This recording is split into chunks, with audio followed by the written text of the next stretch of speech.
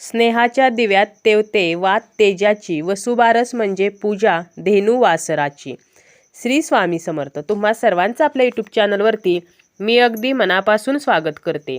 तुमच्या मनातील सर्व चांगल्या इच्छा स्वामी महाराज पूर्ण करोत हीच स्वामींच्या चरणी प्रार्थना करते आणि आजच्या व्हिडिओला सुरुवात करते. आता थोड्याच दिवसात दिवाळीला सुरुवात होईल आणि यावर्षी वसुबारस जी आहे तर याच दिवशी रमा एकादशी आलेली आहे आणि हा जो वार आहे तर तो गुरुवार आहे.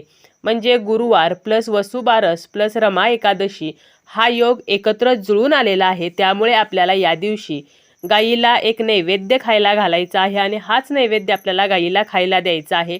त्याप्रमाणेच गाईला कोणता नैवेद्य हा चुकूनही द्यायचा नाही. आणि रमा एकादशी असल्यामुळे आणि दिवाळीला सुरुवात या दिवशीच होत असल्यामुळे आपल्याला संध्याकाळी तुळशीसमोर एक दिवा लावायचा आहे आणि या दिव्यामध्ये एक वस्तू टाकायची आहे. हा दिवा कसा लावायचा, तो दिवा कोणत्या धातूचा वापरायचा, तसेच यामध्ये आपण वस्तू कोणती टाकायची आहे आणि या दिव्याचे नंतर काय करावे याबद्दलची संपूर्ण माहिती आपण आजच्या या व्हिडिओमध्ये बघणार आहोत. व्हिडिओला सुरुवात करण्या अगोदर तुम्ही जर चॅनलवरती नवीन असाल तर चॅनलला सबस्क्राईब करा. जर तुम्हाला हा व्हिडिओ आवडला तर व्हिडिओला लाईक करा. वसुबारस या दिवसापासूनच दिवाळीला सुरुवात होत असते आणि दिवाळीच्या 5 दिवसांपैकी पहिला दिवस म्हणजे वसुबारस. यावर्षी वसुबारस आणि रमा एकादशी एकत्र आलेले आहेत. तसेच हा जो वार आहे तर तो गुरुवारचा दिवस आहे. वसुबारस ही 9 नोव्हेंबर 2023ला आहे.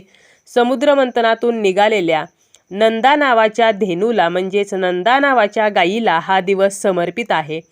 हिंदू धर्मानुसार गायीमध्ये 33 कोटी देवता वास करतात. त्यामुळेच या दिवशी आपण गायीची तिच्या वासरासह पूजा करत असतो. आपल्या घरामध्ये लक्ष्मीचे आगमन व्हावे या हेतूने या दिवशी कामधेनूची पूजा करण्याची पद्धत आहे. तसेच प्रत्येक एकादशीला आपण विष्णूंची पूजा करत असतो. रमा एकादशीला श्रीकृष्णांची पूजा केली जाते.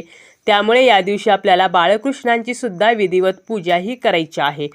आता याबद्दलचा इन डिटेल व्हिडिओ म्हणजे आपण पूजा कशी करायची तर हा आपल्या चॅनलवरती आहे, तर तो तुम्ही जर पाहिला नसेल तर तो तुम्ही पाहू शकता.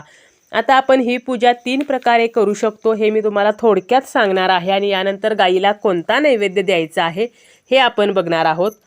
तर तुम्ही 3 प्रकारांमध्ये पहिला प्रकार म्हणजे प्रत्यक्ष गायीची, तुमच्या घरी जर गायी असेल तर किंवा आजूबाजूला किंवा गोशाळेमध्ये जाऊन पूजा करू शकता. जर गाय नसेल तर तुम्ही कामधेनूची मूर्ती जर असेल तर त्या मूर्तीची पूजा करू शकता.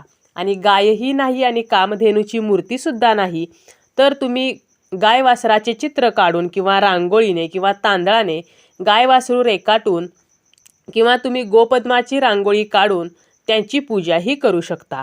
आता आपल्याला या दिवशी गाईला नैवेद्य जो द्यायचा आहे तर या नैवेद्यामध्ये सगळ्यात जास्त महत्त्व आहे ते म्हणजे उडदाचे वडे. वसुबारसेच्या दिवशी गाईला उडदाचे वडे हे खायला दिले जातात. परंतु तुम्हाला जर उडदाचे वडे बनवणे शक्य होणार नसेल तर तुम्ही या दिवशी केळीच्या पानावर पुरणपोळी हा नैवेद्य गाईला देऊ शकता. तसेच तुम्ही बाजरीची भाकरी आणि त्यावरती थोडासा गुळाचा खडा तर हा नैवेद्य आपण गाईला देऊ शकतो. बाजरीची भाकरी जरी तुमच्याकडे नसेल तरी तुम्ही त्याऐवजी चपाती आणि त्यावरती थोडासा गुळाचा खडा आणि त्यावरती 1 चमचाभर आपल्याला हरभऱ्याची भिजवलेली डाळ घ्यायची आहे. जी डाळ आपण 1 ते 2 तास भिजू घालायची आहे आणि त्यानंतर ती त्या चपातीवरती ठेवायची आहे. तर असा नैवेद्यसुद्धा तुम्ही देऊ शकता.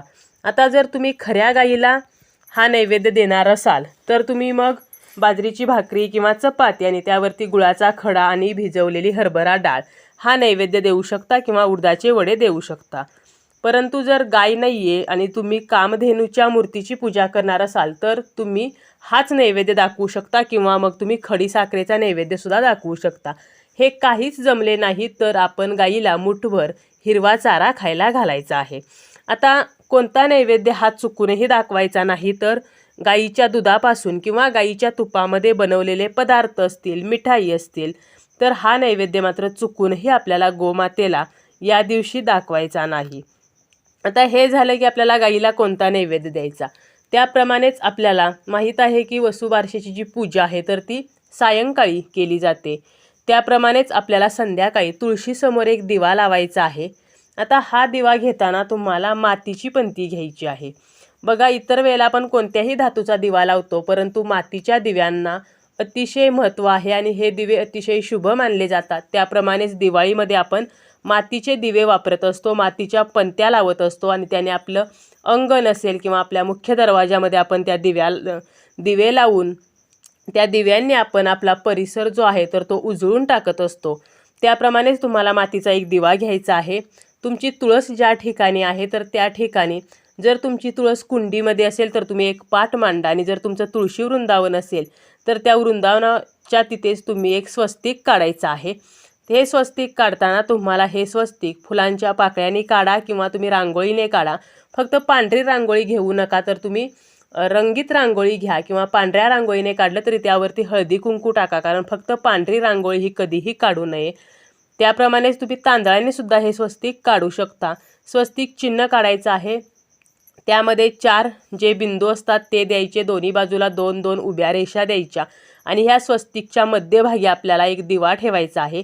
मातीचा एक दिवा घ्यायचा आहे. यामध्ये आपल्याला एक जोडवात घालायची आहे, म्हणजे 2 वाती एकत्र करून ही वात बनवायची आहे आणि तुम्हाला यामध्ये तूपच घालायचं आहे. इतर वेळेला आपण तेल घातले तरी चालेल, परंतु वसुबारसेचा दिवस आहे, त्यात रमा एकादशी आहे, गुरुवार आहे, त्यामुळे आपल्याला तुपाचाच वापर करायचा आहे आणि हा दिवा आपल्याला प्रज्वलित करायचा आहे.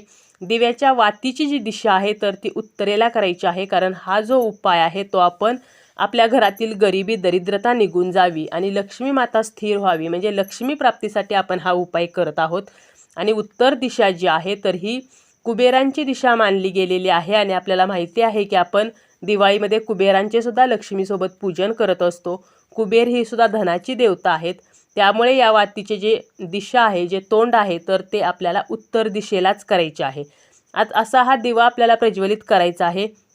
रमा एकादशी याच दिवशी आहे, त्यामुळे आपल्याला या दिवशी तुळशीला स्पर्श करता येणार नाही, तुळशीची पाने तोडता येणार नाहीत.